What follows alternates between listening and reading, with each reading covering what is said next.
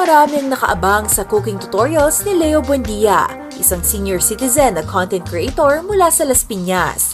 Kahit may edad na, araw-araw pa rin siyang nagtuturong magluto ng iba't ibang ulam online. Ginagawa niya raw ito para makatulong sa kabataang hindi pa marunong magluto. Sa ngayon kasi, may kanya-kanyang pamilya na ang 8 anak ni Mang Leo kaya wala na raw siyang tinuturuan. Minsan kami na lang na misis ko sa loob ng bahay, namimiss ko sila. Parang natulog na yung aking dating natutunan na trabaho. Sabi ko, paano ko kaya maibalik? Hindi naman ako makapag-apply na ng trabaho dahil senior na. So ngayon, nanonood ako ng TikTok. Nakikita ko maraming mga kusinero. Kaya kong gayahin ito Baga nabuhay ulit sa isip ko yung pagluluto. Matagal pinangarap ni Mang Leo ang maging cook, kaya hindi madali para sa kanya nakalimutan ang pinaghirapan niyang matutuhan.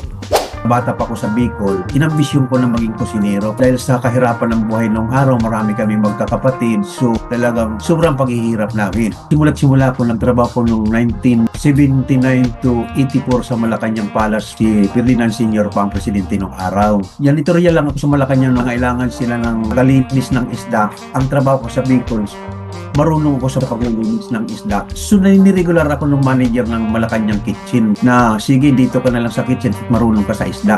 Hanggang sa natuto na ako magluto kasi nagiging mga kumpare ko ng mga kusinero, sinusulat ko lahat ng ingredients, dala ko at minimemorize ko sa bahay. Dahil sa determinasyong matuto, dito niya nasubukang magluto ng iba't ibang putahe na hinahanda para sa mga empleyado sa palasyo tulad ng classic beef caldereta, pinakbet at sinigang. Taong 1984, nakakuha siya ng oportunidad na makapagtrabaho sa Saudi Arabia. Doon na siya naging cook ng higit 1 dekada. 1984, di ba? Mag-people's power na yun So, tagilid na kami noon sa loob ng palasyo. Tamang-tama naman yung bayaw ko, binigyan akong bayudita. Sabi niya, mag-abroad ka na lang. Pinilapan ko at binigay ko. Within 1 week, tinawagan ako. Kaya nung mag-apply ako na abroad, nagamit ko na yung aking natutunan sa Malacanang Palace. Nakapag-ipon si Mang Leo para magtayo ng sariling bilyaran at computer shop nang manirahan na siya sa Pinas. Pero hindi niya pa rin maiwasang mamiss ang pagluluto. Kaya kahit hindi pa marunong sa social media, naglakas loob si Mang Leo na gumawa ng content.